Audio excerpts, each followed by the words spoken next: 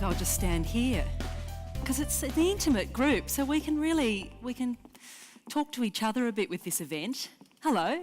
Welcome to the 2016 Graeme Clark Orator Schools presentation. So you're the first cab off the rank for a whole series of events, so you'll have to ask me how I'm feeling at 10:45 tonight at the end of this facilitation gig. But I do this event each year and I really enjoy it. My name is Natasha Mitchell, I'm from ABC Radio National. I'm a science journalist, but I got to do that gig in a rather kind of roundabout way. I've been at the ABC since the late 90s, but I actually started out by doing an engineering degree at Monash University, and I started a PhD in engineering. I was really interested in being involved in technological change and being part of interesting research in engineering. And then at some point I decided that I just loved radio, and I hosted a punk music show at Monash University, and then I got into radio, and I loved storytelling. But I also loved science and engineering. So I decided somehow, and this is the kind of crazy circuitous route many of our careers take, I got into journalism and broadcasting and ended up at the ABC. So this is why I'm here, just giving you a little bit of context. So this event is really about science and life. And so we want to start by acknowledging the first scientists who would have been here on this land, that we gather the traditional owners of this land, the Wurundjeri people of the Kulin Nation. We pay our respects to their elders of all times, past, present and future. The hashtag, if you want to share some comments or conversation for this event, is #GCOration, Graeme Clark Orator. It's all brought to you by the Convergence Science Network here in Melbourne and the University of Melbourne. The Convergence Science Network are really interesting. They bring together all sorts of disciplines: engineering, the biological sciences, physics, chemistry, and data science, computer science, which when we're at school, all those things are kind of cleaved off into separate subjects. So this is actually about bringing all those disciplines together, because that's when the really interesting stuff happens, and they're particularly interested in bringing these fields together for the benefit of our health and for the benefit of medicine. So that's what they're about. And the University of Melbourne, of course, you all know what that is, and some of you might be applying right now to go to the Uni of Melbourne. I don't know, is anyone at that stage? Who's in Year 12 here? And a few of you, yes, and who's in Year 11? The bulk of you. And Year 10? Any Year 10s? Great. Year 9? A few Year 9s, Year 8? Year 7? No, probably not. Anyway, great to have you here. The thing about this oration, it's named after a man called Graeme Clark. He invented the bionic ear, and he was all about convergence. He was an ear, nose, throat surgeon, and he wanted to solve a problem. He wanted to solve deafness. Now, for everyone who's deaf, it's not necessarily a problem. If you learn sign language, you're part of a vibrant deaf culture. But for some people, they would like to hear in the usual way. And the cochlear implant, or the bionic ear, was invented here in Melbourne, which you probably all know about through school. And he was interesting in that he brought all different fields together. So he was a surgeon, but he brought people around to help him develop this incredible technology that's now benefited hundreds of thousands of people since its invention. And it was all about convergent science. So each year, this Graeme Clark Orator invites, a world-class, a top-of-their-game scientist to come to Australia and present publicly, present to you, present at a dinner tonight as well. And we thank our sponsors for making that possible: the Gene Technology Access Centre, Quantum Victoria and the Graeme Clark Foundation. They're all involved in the education space, so they're very rapt that you're here for this event. And our guest is a global superstar in mental health. Until the end of last year, he ran the world's biggest body dedicated to research into the brain and mind, the National Institute of Mental Health in the USA. But he's done something very interesting, which I have no doubt you'll ask him about, and he'll talk a bit about. In the last year, he's jumped ship. He's left the public sector and he's gone to Google. He's a neuroscientist and a psychiatrist, and he's at Google, and he's very senior. and very well known in his field. So why has he jumped to Google? It'll be interesting to find out. And why does he think your smartphone might play a role in helping you help yourself when it comes to mental health? So the other thing that's interesting about Thomas Insel is that he's had a very interesting career after school, but at school, things got very interesting for him indeed. When he was 14, he enrolled in a pre-med program at the Boston University. He was a keen bean. He was too young to enter medicine, right? So he did that, still too young. So he decided that he was going to take himself off across Canada and America, hitchhiking. Now, we wouldn't encourage you to do that now, of course, but that's what he did then. It's a while ago now. He met his wife. When they were 18, they got married and they kept travelling. And as I understand it, he volunteered in a tuberculosis clinic in Hong Kong, in a mission hospital in East India.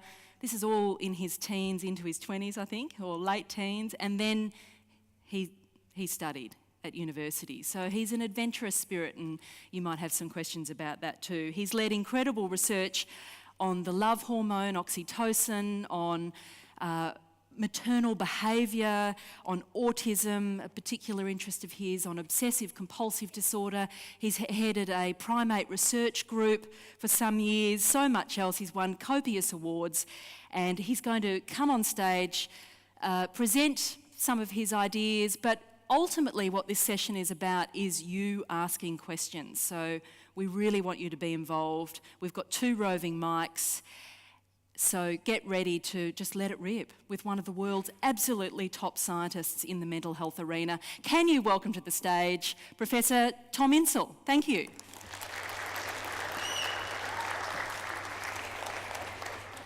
Well, what a wonderful introduction. Thank you, Natasha, and welcome to all of you. It's great. I actually didn't realize you were an engineer turned journalist. I wanted to be a journalist and then ended up in science. So you never know how these things are going to work out. You don't. We would want to make this more of a conversation. I'll take a few minutes to just tell you a bit about my strange life course and how I got to where I am. But I have some questions for you first. Pokemon Go. How many of you collect Pokemons? Hands up. Don't be afraid. Don't be embarrassed. Okay. How many of you have a smartphone? Terrific. How many of you are on Facebook? Whoa. How many use Twitter? Oh, that's interesting. Yeah. Instagram? Oh my goodness, look at that. Snapchat? Pinterest? Pretty amazing. How about Google search? Oh, I feel better already. That's good. Nice to see. All right. Doesn't that have the answer to everything? That's right. Am I leaving anything out? Something really cool that I should know about? No? All right. There'll be something else that because in 6 months there'll be an entirely different mode, but it's a kind of interesting thing to follow. So as Natasha said, I'm a scientist and a physician. My training was originally to go to medical school. I didn't know exactly what I wanted to do. Having spent a lot of time traveling the world, I was very interested in tropical diseases and tropical medicine. I thought I would go to medical school and then go back into some remote area of India and open up a clinic, because I had been doing that before medical school. I thought it was pretty interesting. That was in the late Pleistocene, so it was a while ago. But ultimately, as a student, became sort of intrigued by the brain. I was at a school that had a very good neuroscience department before it was called neuroscience. And I began to think, wow, that is a really tough problem, to try to understand how the brain works. And even to understand how the brain is wired, just learning the anatomy was just fascinating to me. And I began to think, this is something that would really be a challenge and would probably go in directions that no one could imagine. So after medical school, I trained in psychiatry. I took some time off to do other things, but ultimately ended up as a psychiatrist. And I wasn't very good at it. I tried, but patients didn't get better. I didn't really have the ability to sit still for long periods of time. So I did it for 3 or 4 years and said, let's try something else. So I ended up going into laboratory science. I retrained as a true neuroscientist, spent lots of years working in a laboratory, which is great because you never have to dress up, which is really nice. And you can kind of work your own hours, and you're always working on something that's sort of interesting that nobody else knows about. One of the great things about science, and this is one of the main things I wanted to convey, is that it's not just a career, it's a way of thinking. I've always been impressed that when I talk to high school students, they think of science as a subject that you take in school, not so much as a career. Medicine's a career, law is a career, business is a career, but actually doing science is a fantastic career because it's one of the very few things you can get paid to do where you get to blow up stuff all the time. And in fact, I mean that both literally and figuratively. The job of a scientist, of a great scientist, is to blow up the dominant paradigm, to figure out that what everybody assumes is true is wrong. Everybody assumes from our own perceptions, the world looks flat. And it just really does seem like the sun revolves around the earth. Intuitively, we all experience that, and we need science to show that that's not the case. And so what's really wonderful about being a scientist is having that opportunity to discover something that no one else knows, and then to convey that information in a way that everybody somehow becomes better as a result. And it really is about changing paradigms, about being a revolutionary. It's one of the few jobs, one of the few things you can do in life where you can actually turn that into a career. It's pretty extraordinary. I guess you can also be a political revolutionary, but that usually doesn't last very long, and those people don't usually come to such good ends.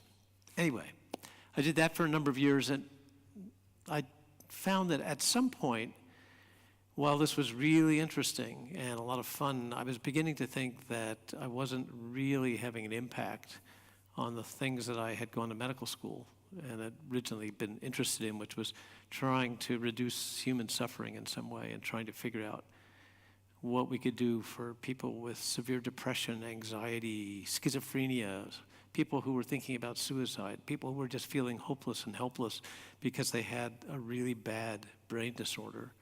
And so I left the world of science, sort of, to become a public servant, joined the federal government and ran this agency that Natasha mentioned, the National Institute of Mental Health. Did that for a number of years, and it was an opportunity to learn a lot about how government works, because in a job like that, you're sitting in a position where you always have to work with legislators and with public policy people and with presidents and various senior cabinet members. And I love that. It was actually a great gig. It was a lot of fun to be able to sort of sit in this very powerful place and to give out lots of money and to think about how to improve the research that was going on the brain, on the mind, on mental illness. But ultimately, after doing that for lots and lots of years, I started looking at the results, and I became more and more frustrated and thinking that while we were learning a lot and we were doing all this really cool neuroimaging and genomics and, gosh, lots of papers and a huge academic mountain was being built around how to understand depression as a brain illness or what was the cause of schizophrenia. But at the end of the day, it was difficult to see a real impact for people who were homeless or for kids who were feeling suicidal or for moms who had postpartum depression. I wasn't seeing the change in outcomes. And so began thinking, how can I have a greater impact? And that's about the time when I got a really interesting phone call from Google, and somebody said, hey, here's a chance to change the world. You know, they said, it's kind of an interesting thing, but you can go to the other side of the world and you've got all these kids who are using Google search, and you've got people who are really interested in Facebook and connecting in that way. And you know, there are games we're creating, things like Pokemon Go, that are getting people really involved. Maybe some of that could be used in a way that could give us a little more impact. Maybe there's a way to use technology, and the way that technology's already transformed entertainment and commerce and information and transportation and so many of the things that we do. Maybe this could have a similar kind of transformational impact on mental illness, on depression, on PTSD, on suicide. And that's a question I thought was really interesting to try to answer. I had the same kind of buzz I had years earlier when I began thinking about, could we have an impact on understanding the brain? And so that's what I'm about now. I don't know what the answer is going to be. I don't know if this will work. I do know that Pokemon Go has really caught on, surpassed Twitter in about a week. And at least in the United States, it's become really strange. I mean, you walk through any town and you see clusters of people going around in a huddle, you know, trying to capture these Pokemons at Pokestops. It's a very strange situation. And there are ways of changing behavior, of having an impact, at least in a trivial sense, on what people are doing. But there's something even more interesting with this, and that is that through technology and through what we do with a smartphone, or what we're connecting about on Facebook, or even what we're searching for, we're living out our lives in a really interesting digital world, something that didn't exist for your parents. They didn't do that. And now the question is whether that in some way can be informative, whether there's some way we can use that as a platform for, originally we thought for diabetes and cancer and heart disease. And now we're beginning to think, could we actually use this as a platform to understand when somebody's becoming depressed or psychotic? And can we deliver interventions through the same smartphone?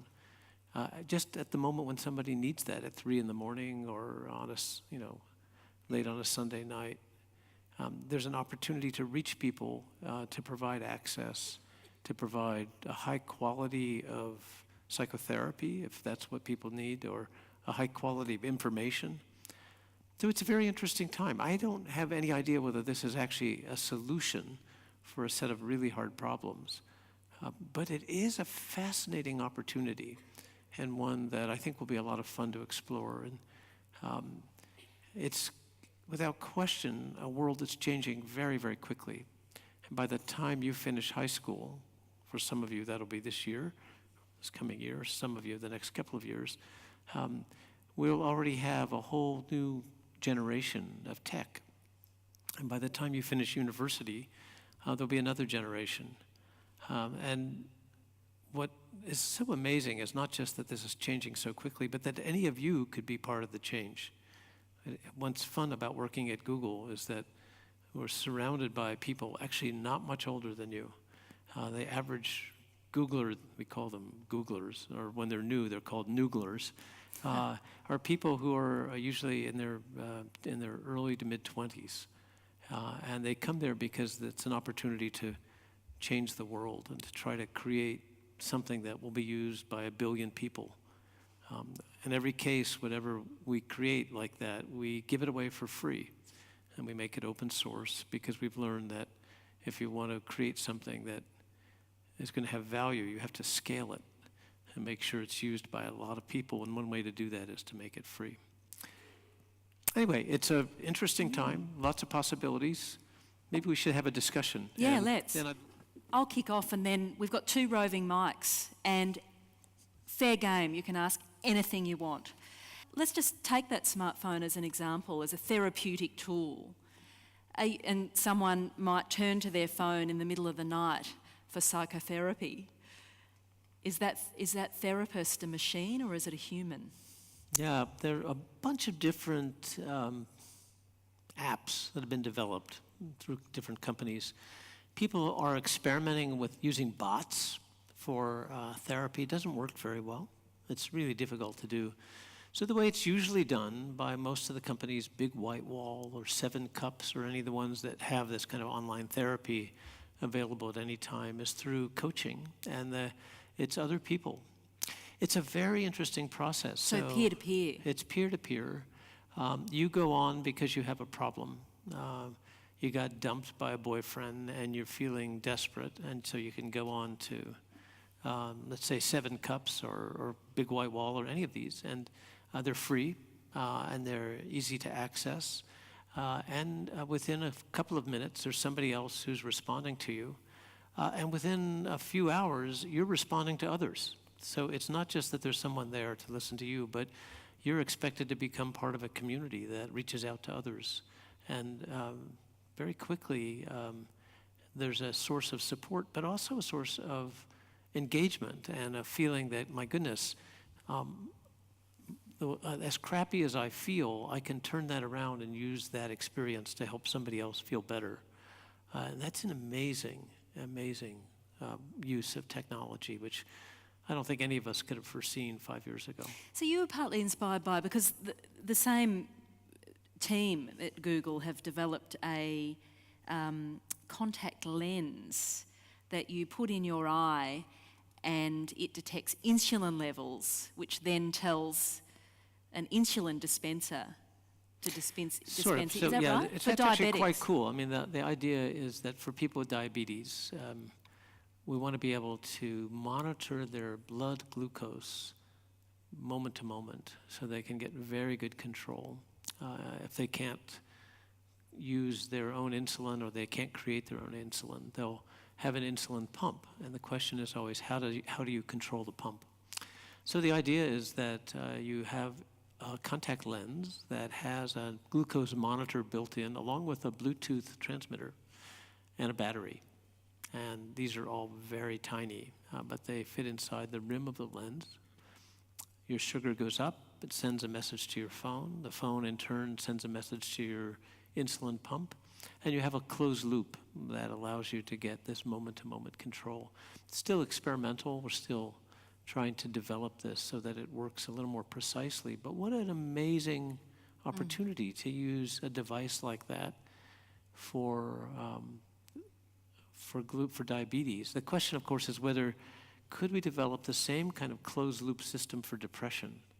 So you're monitoring someone's sleep, their activity, their social network by knowing, are they making more calls out than calls in? When people become depressed, they stop connecting.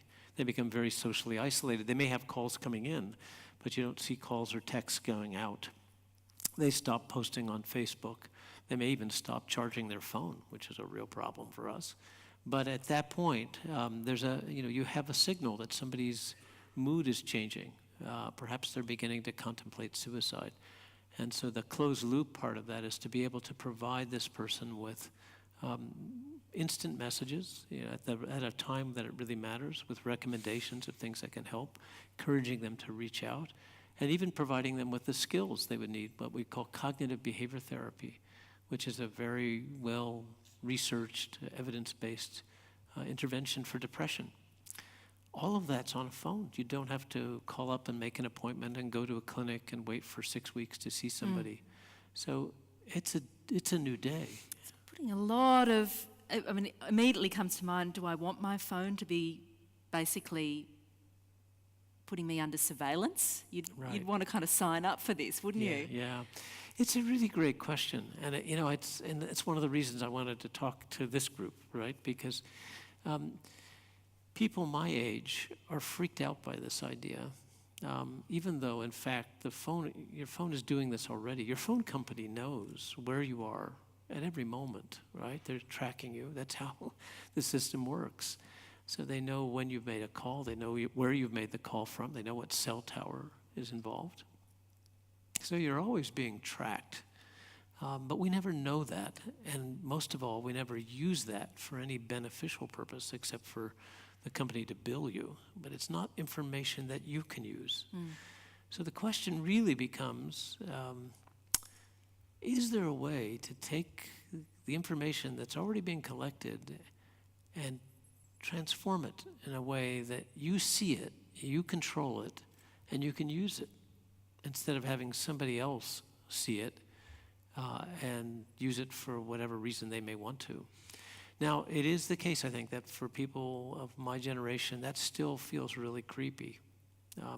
So I'm curious, I mean, if that's really the same experience, because often what I'm hearing from colleagues that I work with who are just a little bit older than you are, is they don't understand my problem with the creepiness stuff. They don't get it because they say, hey, what do you have to hide? It's all out there. And they're eager to share as much as possible with friends and not family, but with friends.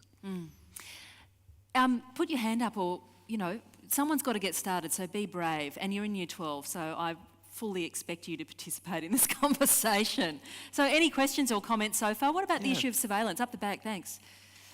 Hi, I'm from Upper Secondary College, and I was wondering, do you think that communication through technology would help someone just as much as communication like face-to-face?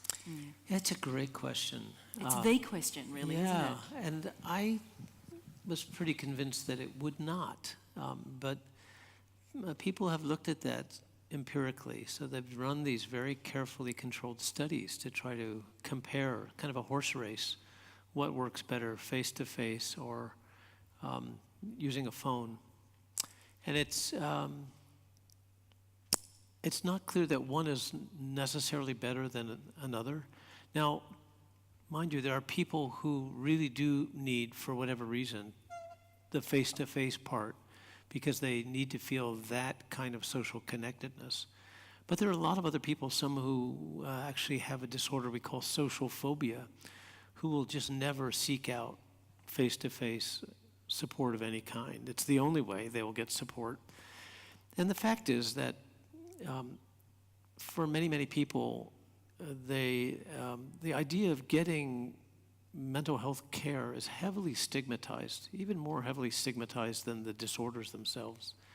They're ashamed of whatever they have, and they don't want to be seen or have anyone know that they're going to get help with it. And for people like that, it's actually extremely helpful to be able to do something where you can be anonymous, where you can get help when you need it. And even if it isn't face-to-face, it still can be quite useful. Mental Health America, the largest advocacy group in the United States, just did a survey of 1.2 million people who endorsed that they were struggling with a mental health problem. And very, very few of them, 10% said they would be willing to seek out help for this. 50% said they would seek help online. So I think we're seeing the beginning of a different kind of psychotherapy and a different kind of mental health care. Yes, thanks, up the back.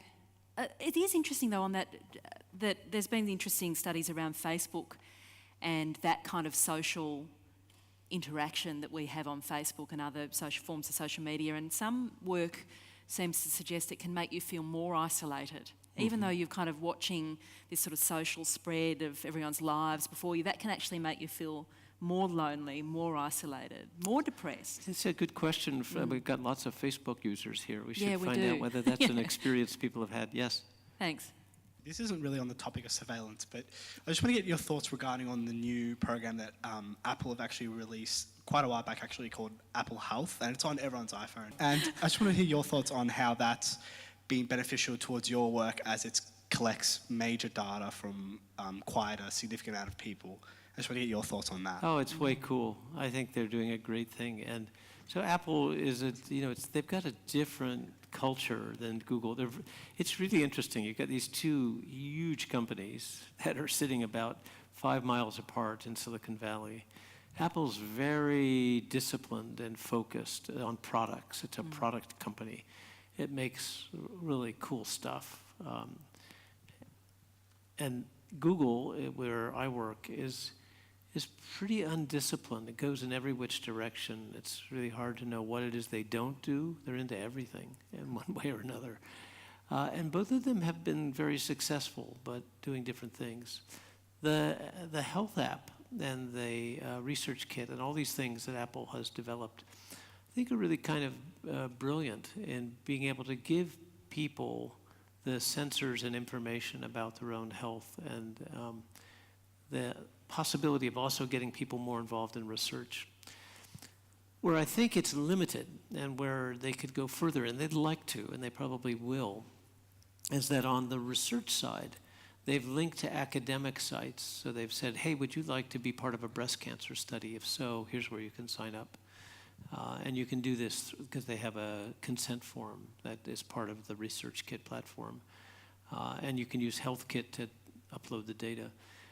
What I think is really the great challenge now is to involve the entire population in research, get everybody involved in sharing their data with each other and finding solutions to complicated health problems. Nobody's actually kind of figured out exactly how to do that, but there are a lot of people thinking about it at both Apple and Google, and watch this space. It's going to be very interesting over the next 6 months, 6 to 9 months, both with what Apple's doing, Google, and now actually IBM and Microsoft are quite involved as well. Interesting, one of the founders of Google, his partner or former partner, set up 23andMe. Have any of you heard of that? A company where it's a genetic testing company. You can send off a cheek swab and, get parts of your genome read, and it interprets risk. Very interesting sort of set of ethical questions around that. Do you use Apple Health? No, you don't. Yeah. Does anyone? Does anyone use health apps? You do? Have you? Oh, let's pop you on mic. Hang on. Yeah. Yeah, go ahead. Sorry, I was just saying that, yes, I've trialled some of those apps, but then I became really sceptical that, oh my gosh, what are they going to do with that information and where does it go, and that privacy. So, because I'm an older person, obviously, that's a concern. Yeah. Interesting. It's fascinating. When I got to Google and last, I guess it was in December, people are saying, well, what are you interested in doing? I said, that would be really great to be able to use Google search to learn something about when someone is becoming suicidal or when they're becoming psychotic. And people looked at me like I had just uttered some profound profanity, like, what are you thinking? How could you possibly want to do that?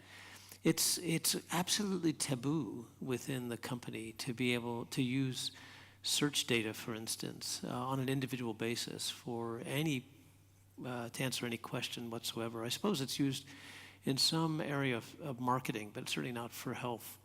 So the company, I learned a very interesting lesson in that, and that is, as much as you or I may care about privacy, that's trivial relative to the company, to how the company cares about privacy. It's their lifeblood. They cannot for a moment violate that sense of trust with the public, because it's their entire business model. The entire company goes down if they don't have trust in what they're doing. So they work very, very hard to demonstrate that they will do what they say and say what they do, that they won't actually use information that you haven't consented to. And they are very careful about things, about sensitive information, anything that would have to do with health. You can, of course, access it on an aggregate basis. So if you wanted to look at you can look for suicidal thoughts across the entire nation, and you can find out what's going on through Google Trends on any given day of the week for suicidal thoughts in Australia.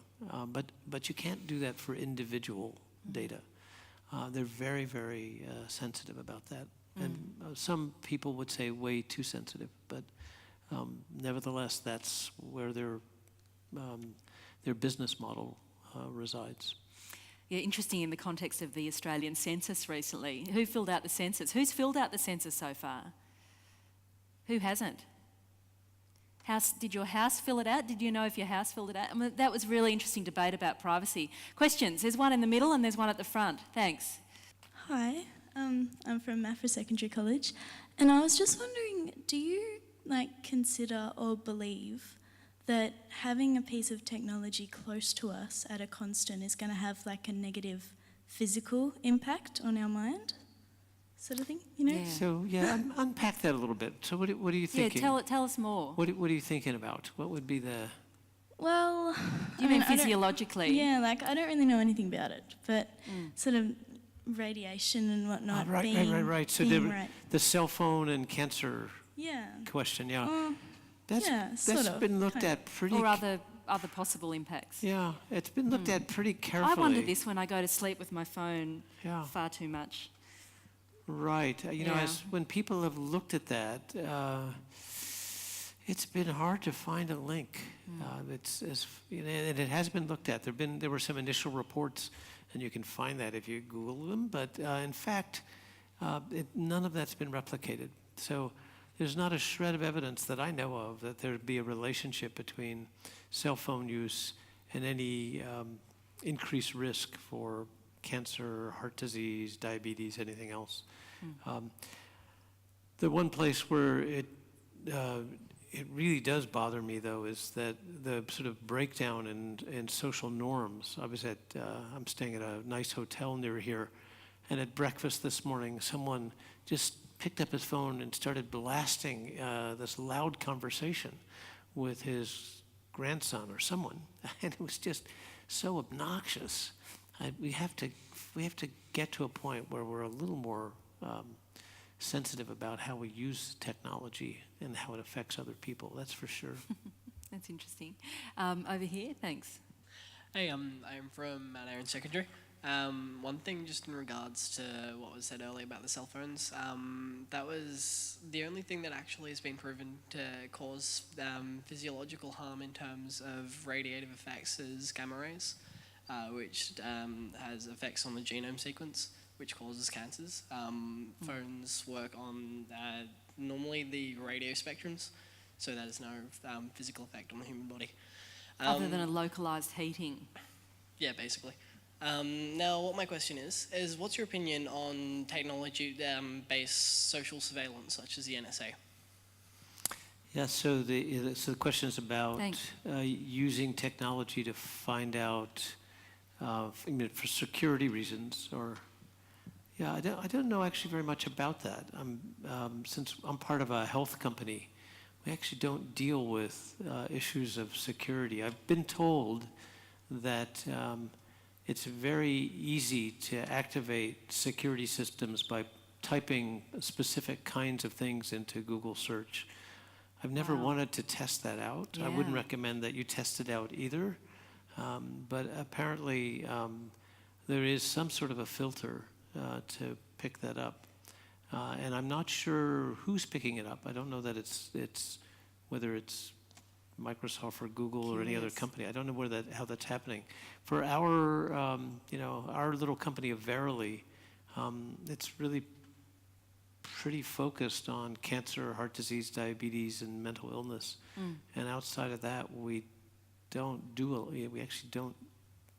really connect with a lot of the other things that are going on, which I don't know about. But if I was to ask you about surveillance, I could ask you, I interviewed a Chinese dissident last year who, I don't know how he still manages to live in China, but he does, and he is very outspoken about the communist regime and censorship, and but he writes really interesting stuff about the psychology of living in a society where you are constantly observed or surveilled. I mean, that's I could ask you about that as a psychiatrist, I guess. Yeah. And that's a whole other story. Let's grab a question. You don't have the street cameras in... We do. In Melbourne? We do. We have street cameras here, CCTV, and we didn't have the same sort of debate that the British did. They had a really, really volatile debate about surveillance, and they arrived and we just accepted it. Why is that? I don't know. Why is that? Hey? The convict pass, we're used to, right? But that wasn't true in Melbourne, right? I mean, so it's interesting that that's been Yeah. acceptable. So there is surveillance here. It's everywhere. It's and everywhere. they just appeared. There was Yeah. no public debate about it. Hey, Hey. I'm from Maffra Secondary College. As you know, Maffra. though, Gippsland, yep, it's great to have the Gippy crew up. been a Love 2-hour Gippsland. bus ride, very long. As you know, there are many factors that go into diagnosing mental health. And I was wondering, it's a very precise problem. You need a lot of data, an enormous amount, in fact, to get it right on the nail of the head for every specific person. Do you worry that with a general consensus and analysing the data, you might misdiagnose their mental condition? Like depression particularly is commonly misdiagnosed these days, and it can lead to more problems than not. I mean, I know people personally who have been quite inaccurately misdiagnosed, and it's really affected them badly. How would you deal with that problem of gathering accurate data that's going to matter and make it personal and not too impersonal? Right. That's a brilliant question, because this is a guy who also, at the National Institute of Mental Health, he threw out what they call the Diagnostic Bible, the DSM, which was this Bible that psychiatrists have traditionally used to classify different mental illnesses. And Tom Insel threw it out. And provoked quite an interesting response, didn't it? Well, yeah, it was, as I said, I like to blow things up. Yeah. So that was an example. And I think this is a great question. I mean, there really is a risk in diagnosis.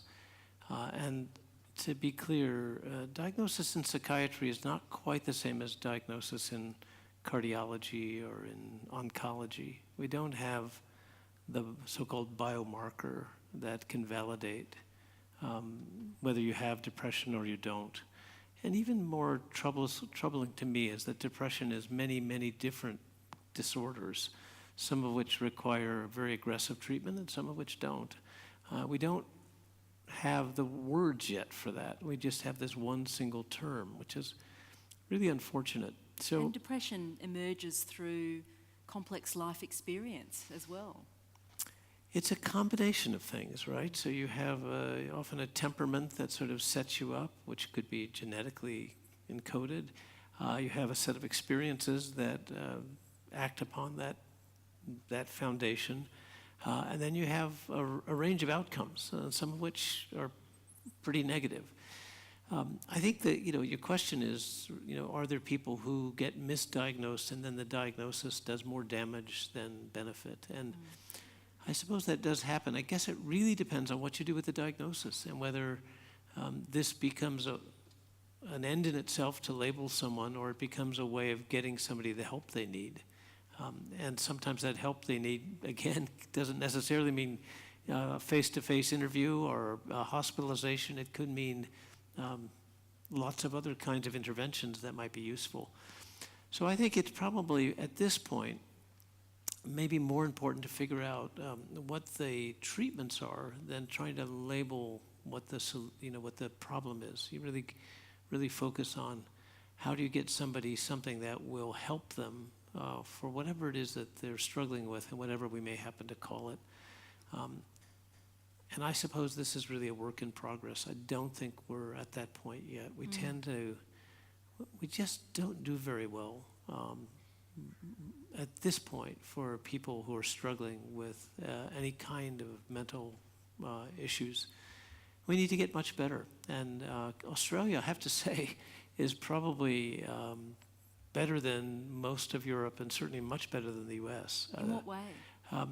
In this country, there's a whole network of things, like the Headspace system, which is out there to help young people get support and find solutions to issues they're dealing with. Beyond Blue, these are online services that are available. The Black Dog Institute. I mean, there's a whole range of things. Are you guys familiar with Reach Out? Reach Out, yeah. That's a really great. Just a number of really great resources here that aren't so much available in other places. Part of the reason I came wasn't just to do the oration, which I'm honored to be doing, but I came here to learn from my colleagues here who are honestly pretty far ahead of the curve when I think about what's going on in the US and the UK. So this is a particularly good place for mental health care, but it's still not as good as it needs to be. A recent commission on mental health programs and services really dinged Australia. This is the Australian Commission really dinged the services because they were not well integrated, weren't collecting the right kind of data, weren't getting the right kinds of outcomes. So still much more to do, but I'm impressed by what is available here. It's good to hear. Yes, thank you. Hi, my question is, how does physical activities and sports contribute to a mental well-being? Yeah. Top question. Yeah, it's actually a surprisingly hard question to answer at the level of how. And there's a lot of people interested in that. But I think there's little doubt that something about physical activity really does help, particularly for anxiety and depression. Maybe not so much for the psychotic illnesses, but it's a very effective form of antidepressant. And then there's a negative side to this as well. So for people with eating disorders, physical activity in itself becomes a sort of obsession, and it becomes part of a very driven process to try to lose weight and to achieve a specific body image.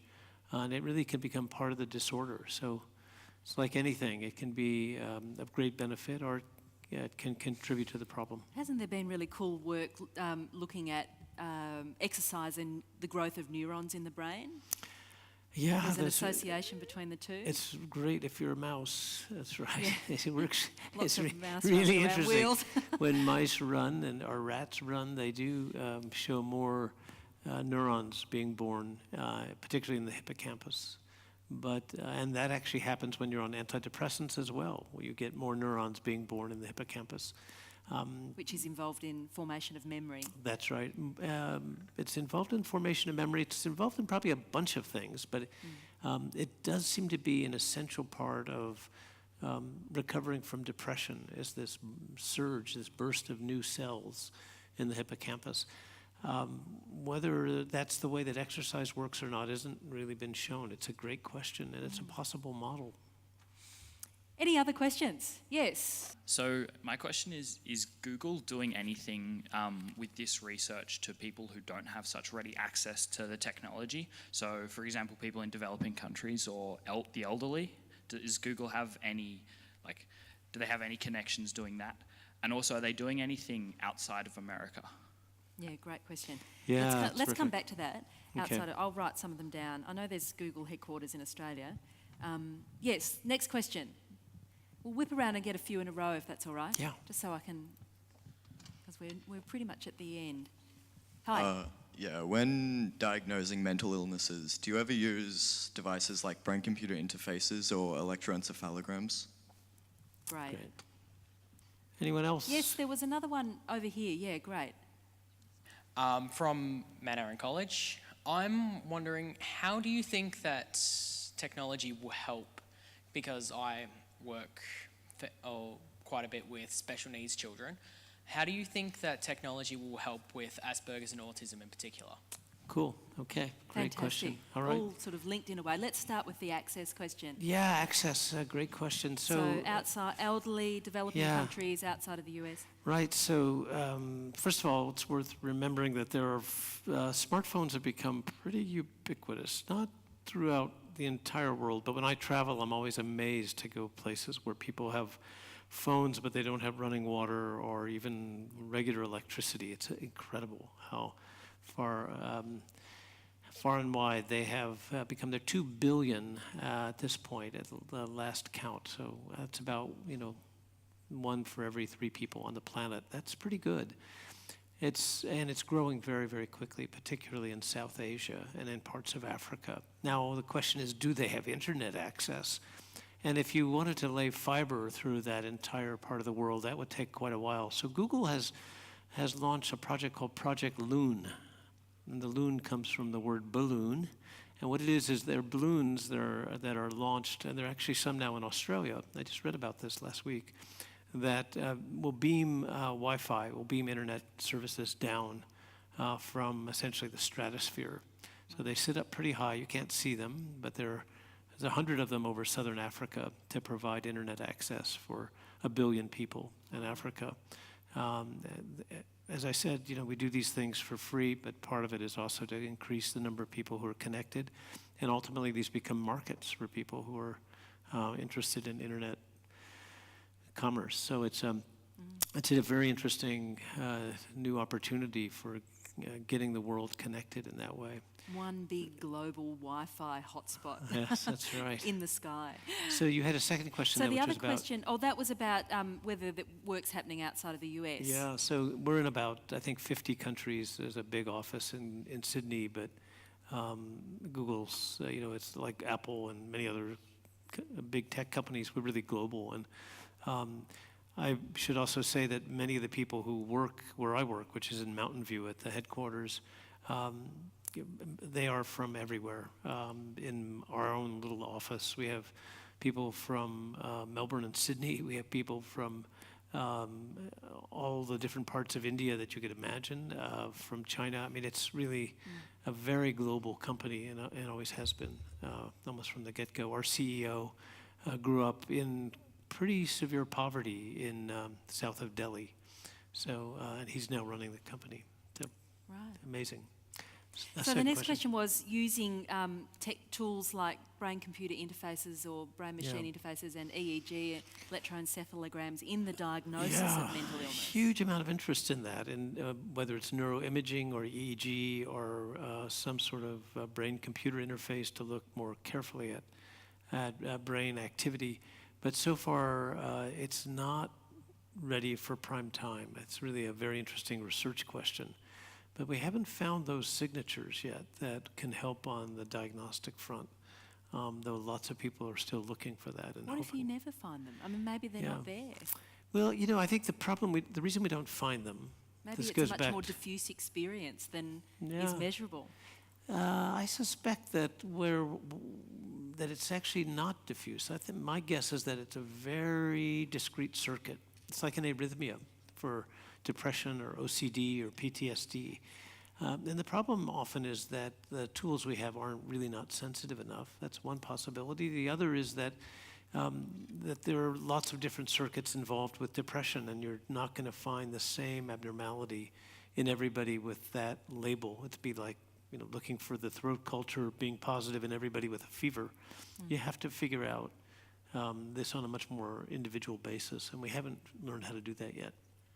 But it's a great idea, a great question. So the use of technology with the experience of autism for the fellow who works with special needs kids? Yeah, I think it'll break down in two ways initially. I mean, there's a lot of interest in using Google Glass. You know what Glass is? This is the thing that allows you to sort of get on some headwear. Has anyone had a go with Google Glass at all? Anyone had an opportunity? It's pretty funky. It hasn't really gone very far because it's, as they say, it's not the right form factor. It has to be actually reconfigured, and it will be. But the idea has been to use that as a social prosthetic. So just the same way that you could have an artificial limb or an artificial arm, that you could create something that would help you to encode the social world so that you can imagine that when you're interacting with people, you would be able to immediately get the feedback that your own brain can't seem to manage in terms of, is this person happy, are they sad, are they, the sort of empathy which is often missing for somebody with autism, or the sensitivity to those facial features, and have that encoded for you. And you can use that to learn it, but also as a prosthetic while you're learning. Maybe a more realistic need is to create the smart home. I mean, one of the issues that families with kids with autism think about a lot is that as these kids with autism become adults with autism, how do they become independent? How do they manage? And some do quite well, of course, but others are going to need an enormous amount of support. And families are usually happy to provide that, but there hasn't been a parent I've met who hasn't thought about what happens when I'm gone. I don't want to leave the care of my son to somebody else in the family. It wouldn't be fair. So what we've thought about a lot, as have many other companies, is what does the smart home look like? could you create a smart environment, a home, and even a community that would have the sensors and have the supports built in that could help someone to become independent or to live independently, or maybe live more independently and safely in an environment that right now doesn't exist. That's exactly the kind of thing that I hope some of you will figure out for us. Those are, again, these are hard problems. It's going to take a lot of smart people thinking about this, and that's probably a 2025 problem, not a 2017 problem. But those are the kinds of things that I hope you'll get engaged in and think about. How do you take this, all this wondrous stuff that is now being used for games, and turn it into something that actually makes the world a better place for a lot of people who are going to need that. Wonderful. Just a final question to all of you. Who is doing a science subject in Year 12? And who's thinking that that's an area of interest for after Year 12 in some way? Great. It's wonderful to have you here. Thank you so much for coming to this conversation and being part of it. And you can, if you're continuing on to the public oration, join us. If you're not, you can follow the event along on the hashtag GC Oration. And let's put our hands together for the wonderful Thomas Insel. Thank you. Nice job. Thank you. Thank you.